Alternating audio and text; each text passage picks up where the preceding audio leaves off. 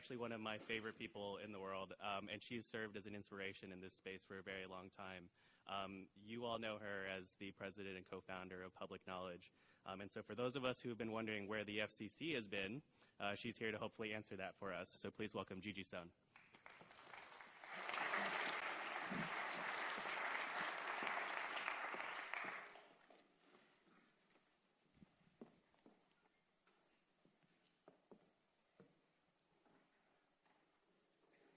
Good afternoon, everybody. Now, I want to apologize to those folks who thought that Kerry Sherman and I were going to have a knockdown, drag-out WWF fight over SOPA and PIPA. Unfortunately, we're not going to do that, but instead I want to talk about another threat to an open Internet, an open democratic Internet, and that is a Federal Communications Commission that is out to lunch. Now, the FCC is not one of the big players in Washington or nationally. When we elect a president this fall, nobody's really going to talk about, the next Obama FCC chair, the Romney FCC chair. The journalists and the politicians are going to wonder, well, who's going to be the next Secretary of Defense, the next Secretary of State, next Secretary of the Treasury. And I think that's kind of a shame because the FCC has the potential to be a vital force to improve our democracy and people's lives, or it could just sort of drift at the will of a few massive multinational companies. Now, why do I say this? Well, for the past decade, the FCC has been systematically undercutting its ability to ensure that all Americans get access to the Internet. So they are drifting at the will of some large multinational companies. Now, why do I say this? What do I mean? Well, let me start from the FCC's Magna Carta. We heard about Magna Cartas and constitutions and digital rights and all that. Let me talk about the FCC's Magna Carta. It's called the Communications Act of 1934. It was a New Deal, very public-oriented, public-spirited law. And let me read from the very, very beginning, because the Communications Act entrusted the FCC with a really awesome responsibility. And let me just read, if you indulge me for a second. The FCC is to ensure that, quote, all people of the United States, without discrimination on the basis of race, color, religion, national origin, or sex, have available to them a rapid, efficient, nationwide and worldwide wire and radio communication service with adequate facilities at reasonable charge. So let me put that into plain language. The FCC is tasked with ensuring that all Americans have access to affordable communication services. Very, very simple. It doesn't matter whether we're talking about a 1930s mechanical switch or a 21st century router. It doesn't matter whether we're talking about a rural copper network or fiber to the home. The technology is irrelevant. All that matters is the goal: universal access to basic communication services at affordable rates. And why is this important? Because if you can't get access to a basic communication system at affordable rates, you can't get access to the Internet. Now, despite this crystal clear mandate from Congress, both Democratic and Republican FCCs have been doing their level best to undermine their ability to do their job. Now, you don't have to be steeped in administrative law to think to yourself, this is crazy. What government agency, Republican or Democrat, ever gives up its power to do its job? And I would respond, yeah, it's crazy, but I don't have an answer for it. It's just really, literally kind of insane. Now, this started in the 1990s under the Clinton FCC, and it culminated in 2002 under the George W. Bush FCC, when it ruled that high-speed broadband Internet access providers would no longer have to abide by the same rules that govern dial-up Internet access providers and wireless and wireline telephone providers. And those rules included rules that prohibited those communications companies from favoring certain communications traffic over others. Those rules also required that services be made available to everybody at reasonable prices. Now, there was opposition from competitive communications companies, public interest organizations, the handful of technology companies that would deign to be in Washington in 2002. But ultimately, the big telephone and cable companies that wanted this deregulation of Internet access got it. Now, the FCC's decision went all the way to the Supreme Court. And in 2005, the court affirmed what the FCC did. Now, the court didn't say that what the FCC did was right under the law. It didn't even say it was a particularly good idea as a matter of policy. But what it said was the FCC, by deregulating Internet broadband internet access, it wasn't wacky, all right? It wasn't a crazy, wacky thing, or as we say in the legal profession, it wasn't arbitrary and capricious. Now, a vigorous dissent was offered by Justice Scalia, Antonin Scalia, who essentially said, no, this is wacky, okay? He said that it contravened the plain language of the Communications Act to exempt broadband internet access from the regulatory structure that had governed our communication system for 70 years. Well, Justice Scalia was 100% right. He was prescient, and the FCC has been reeling ever since.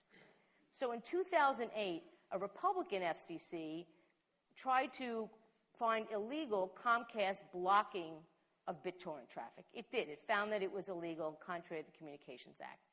But a federal appeals court reversed it, saying that because of what the FCC had done 6 years before, it no longer had the power to prohibit that kind of behavior from internet access providers.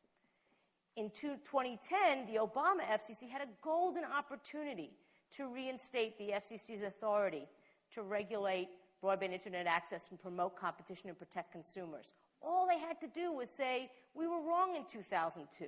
In 2002, we thought deregulating internet access would lead to more competition and lower prices and unicorns flying from the sky. But they didn't. They chickened out because there was enormous pressure from the telephone companies, the cable companies, and their bought and paid for friends in Congress, and both sides of the aisle. It wasn't one party or another.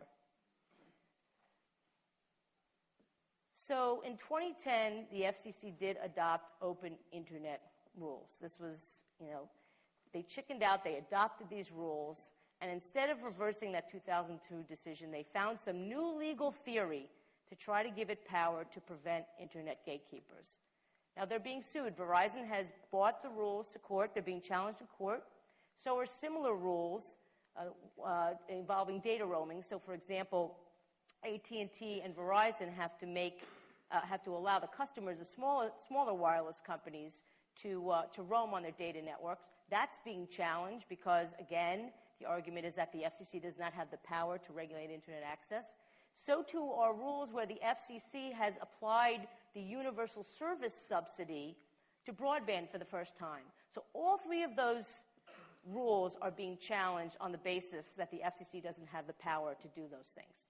Now, I believe the FCC will probably lose the open internet case and also probably the data roaming case. They may win the universal service case, but that means that at best, the FCC has a patchwork of authority to promote competition, to protect consumers when it comes to internet access. Now, let me talk about what I mean specifically. Now, how does this really sort of play out in real life? Well, first, broadband competition. My friend and public knowledge board member Susan Crawford really said it best. What we have now in broadband, we don't have any competition. We have a cable monopoly for wireline. In every region, there's basically one, and maybe if you're lucky, two cable companies providing wireline service, and AT&T, Verizon, they rule the air. So you have high prices, less choice, and you have fun stuff like data caps. Everybody know what data cap is? Those are limits on the data that you can use with your internet connection. And after you reach that limit, you get charged an enormous amount of money, or sometimes you even get thrown off. Second, open and non-discriminatory internet. Even if the open internet rules are upheld, those rules are pretty weak. There is a non-discrimination prohibition for wireline companies like Comcast, but not for wireless. Wireless companies can basically block any application they want. They just can't block websites. There's another loophole. It's called the specialized services loophole. Don't ask me what it means. I have no idea. Okay? But already Comcast is testing the limits by favoring its own Xfinity application when it sends service to an Xbox.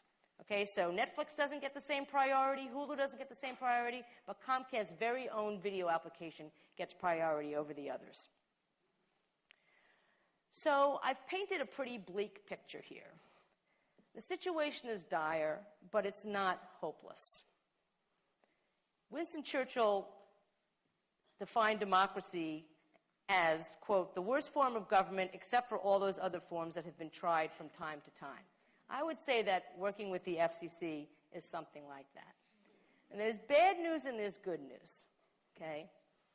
The bad news and good news is that what the FCC does or doesn't do is largely driven by the leadership and the agenda of the chair.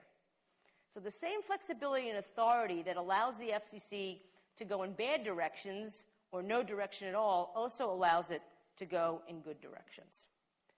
So I guess I'm asking all of you today to care about who the next FCC chair is and to push, and we'll be asking you to push, for a chair who puts the public interest first, for a chair who will reinstate the FCC's power to promote competition and protect consumers, and a chair who has the courage to stand up to the telephone companies and cable companies and their good buddies in Congress.